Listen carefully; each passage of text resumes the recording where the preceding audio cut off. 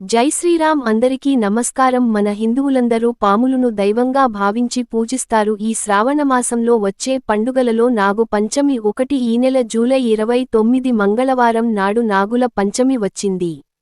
శ్రావణమాసంలోని మొదటి శ్రావణ మంగళవారం నాడు నాగపంచమి రావడం చాలా విశేషం. ఎంతో పవిత్రమైన నాగుల పంచమి నాడు ప్రతి ఒక్కరూ పుట్టలో పాలు పోసి తమ కుటుంబాన్ని కాపాడమని నాగదేవతలను వేడుకుంటారు. శ్రావణమాసంలో శుక్లపక్షంలో పంచమి తిని నాగపంచమిగా జరుపుకుంటారు. ఈ రోజున నాగదేవతలను పూజించాలి. నాగుపాములు శివునికి చాలా ప్రీతికరమైనవి. స్కంద పురాణం ప్రకారం నాగపంచమి ప్రాధాన్యత గురించి సాక్షాత్తు ఆ పరమేశ్వరుడే వివరించినట్లుగా మన శాస్త్రాన్ని వివరిస్తున్నాయి. ఈ నాగుల పంచమి నాడు నాగదేవతలను ఎలా పూజించాలి, ఎలాంటి విధివిధానాలు పాటిస్తే ఈ సంవత్సరమంతా అదృష్టమైశ్వర్యం కలిసేస్తుందో ఈ వీడియోలో తెలుసుకుందాం. ముందుగా ఈ వీడియోకి ఒక లైక్ కొట్టి మా ఛానల్ని సబ్స్క్రైబ్ చేసుకోండి. లైక్ కొట్టడం మాత్రం అసలు మర్చిపోకండి. అలాగే జై శ్రీరామ్ అని కామెంట్ చేయండి. జూలై 29 మంగళవారం నాడు నాగుల పంచమి వచ్చింది.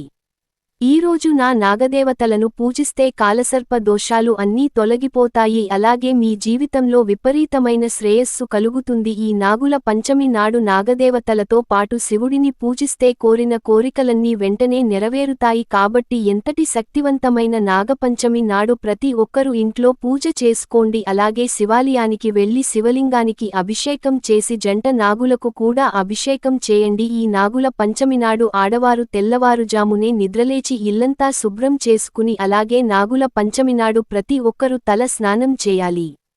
విశేషంగా ఈ నాగుల పంచమి నాడు ఇంట్లో పూజ చేసే ఆడవారు మీ పూజ గదిలో గోడల పైన పసుపుతో నాగదేవతల రూపాన్ని గీసి ఇంట్లో దీపారాధన చేసుకోండి. ఇలా చేస్తే మీ ఇంటికి చాలా మంచి జరుగుతుంది. మీ కుటుంబంలో ఎలాంటి కష్టాలు ఏర్పడకుండా దేవతలందరూ మీ ఇంటిని రక్షిస్తారు. ఇంట్లో పూజ చేసుకుని ఏదైనా దేవాలయానికి వెళ్లి జంటనాగుల విగ్రహాలపై పసుపు కుంకుమలు వేసి అగరవత్తులు వెలిగించి ఆవుపాలతో జంట నాగులకు అభిషేకం చేసి నాగదేవతల విగ్రహాల చుట్టూ 5 ప్రదక్షిణాలు చేసి మీ కష్టాలను అలాగే మీ మనసులోని కోరికలను నాగదేవతకు చెప్పుకుంటూ నమస్కారం చేయండి. ఈ నాగుల పంచమి నాడు ఈ విధంగా నాగదేవతలను పూజిస్తే ఈ సంవత్సరమంతా ఎలాంటి కష్టాలు ఏర్పడకుండా మీ కుటుంబం అంతా ఆయురారోగ్యాలతో సుఖసంతోషాలతో జీవిస్తారు. అయితే మనలో చాలామంది ఆడవారు తమ బంగారాన్ని తాకట్టు పెట్టుకుంటారు. తాకట్టులో ఉన్న మీ బంగారాన్ని త్వరగా బయటకు విడిపించుకోవాలంటే ఈ నాగపంచమి నాడు జంట నాగులకు పాలతో అభిషేకం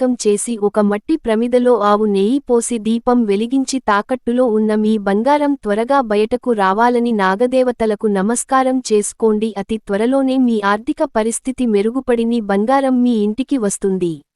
మీ ఇంటి సమీపంలో ఏదైనా నాగుల పుట్ట ఉంటే పుట్టపైన పసుపు కుంకుమలు వేసి పుట్టలో పాలు పోసి ఒక దీపం వెలిగించి పుట్టకు ప్రదక్షిణాలు చేసి నమస్కారం చేసుకోండి. ముఖ్యంగా ఈ నాగుల పంచమి నాడు పుట్ట మీద ఉన్న మట్టిని తీసి దాన్ని బొట్టు లాగా పెట్టుకోండి. పుట్టమన్ను బొట్టుగా పెట్టుకుంటే దీర్ఘకాలిక అనారోగ్య సమస్యలన్నీ తొలగిపోయి మంచి ఆరోగ్యం లభిస్తుంది.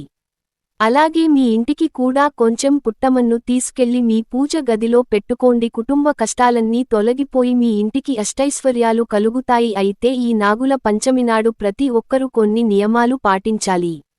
ఈ రోజున పొరపాటున కూడా కొన్ని తప్పులు చేయకూడదు. లేదంటే మీ కుటుంబానికి కష్టాలు ప్రారంభమవుతాయి. కాబట్టి నాగుల పంచమి నాడు ప్రతి ఒక్కరూ పాటించాల్సిన నియమాలు ఏమిటో ఇప్పుడు తెలుసుకుందాం. ఈ పవిత్రమైన నాగుల పంచమి నాడు పదునైన వస్తువులను ముట్టుకోకూడదు. పదునైన వస్తువులంటే కత్తులు కత్తిపీటలు ఉపయోగించకూడదు. కాబట్టి నాగుల పంచమి నాడు కత్తిపీటలతో తరిగిన కూరగాయలను ఇంట్లో ఉండకూడదు. ఇంట్లో వంట చేయాలంటే చేతితో విరిచే కూరగాయలను మాత్రమే వండుకోవాలి. ముఖ్యంగా ఈ నాగుల పంచమినాడు చిక్కుడు కూరను వండుకోవచ్చు. అలాగే కందిపప్పును వండుకోవచ్చు. అలాగే ఈ రోజున ఎట్టి పరిస్థితుల్లోనూ ఇనుప పాత్రలో వంట చేయకూడదు. అలాగే ఈ రోజున పొరపాటున కూడా కుట్టు పనులు చేయకూడదు. అంటే సూదితో బట్టలు కుట్టకూడదు. అలాగే భూమిని తవ్వకూడదు. ఎక్కడైనా పాము కనిపిస్తే దాన్ని చంపకూడదు. అలాగే చెట్లను నరకడం కానీ చెట్లు ఆకులను తుంచడం కానీ చేయకూడదు. ఈ నాగుల పంచమినాడు పెళ్లైనా స్త్రీలు కంటతడి పెట్టకూడదు. ఇంట్లో ఉన్న ప్రతి ఒక్కరూ తెల్లవారుజామున నిద్రలేవాలి.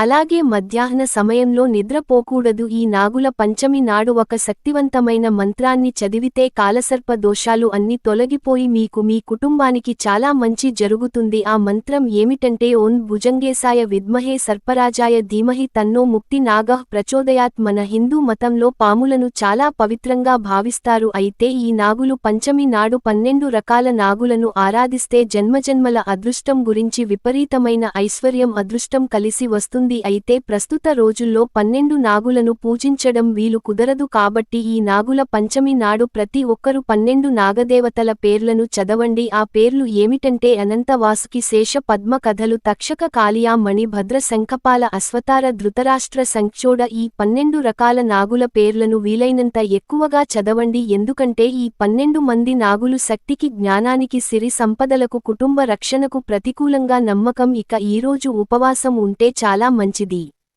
కొన్ని ప్రాంతాల్లో ఈ నాగుల పంచమి నాడు చెరుకు తినడం ఒక ముఖ్యమైన ఆచారం కాబట్టి మీకు చెరుకు గడ అందుబాటులో ఉంటే చెరుకు తినండి. శ్రావణమాసంలో వచ్చే మొదటి మంగళవారం నాడు అంటే శ్రావణ మంగళవారం నాడు నాగులు పంచమి వచ్చింది. అయితే ఈ శ్రావణ మంగళవారం నాడు మంగళ గౌరీ వ్రతాన్ని చేసుకుంటే చాలా మంచిది. ముఖ్యంగా కొత్తగా పెళ్లైన ఆడవారు తప్పనిసరిగా ఈ వ్రతాన్ని చేసుకోవాలి. మంగళగౌరతాన్ని చేసుకుంటే ఆడవారి సౌభాగ్యం వర్ధిల్లుతుంది. మీ భర్త ఆయురారోగ్యాలు సుఖసంతోషాలతో జీవిస్తారు. ఈ నాగుల పంచమి నాడు మీ ఇంట్లో వెన్న కరిగించకూడదు. పంచమి రోజున ఇంట్లో వెన్న కరిగిస్తే మీ ఇంట్లో ఉన్న లక్ష్మీదేవి బయటకు వెళ్లిపోతుంది. అలాగే నాగుల పంచమి నాడు నాగదేవతల చిత్రపటాన్ని తెచ్చుకొని మీ పూజ గదిలో పెట్టుకుంటే చాలా మంచిది. ఈ నాగుల పంచమి రోజున వాసుకి సర్పంచివుడికి తపస్సు చేసి శివుడు మెడలో ఆభరణంగా మారింది. అలాగే ఈ నాగుల పంచమి నాడే శేష సర్పం తపస్సు చేసి విష్ణుమూర్తికి పాన్పుగా మారింది. సుబ్రహ్మణ్యస్వామి కూడా ఈ నాగుల పంచమి రోజున వివాహం చేసుకున్నాడు. కాబట్టి నాగుల పంచమికి చాలా శక్తి ఉంటుంది. ఎంతటి శక్తివంతమైన నాగుల పంచమి రోజున ఇలాంటి విధివిధానాలన్నీ కూడా పాటించి ఆ పరమేశ్వరుడు అనుగ్రహానికి అందరూ కూడా అనుగ్రహాలు కావాలని మనస్ఫూర్తిగా కోరుకుంటూ జై శ్రీరామ్.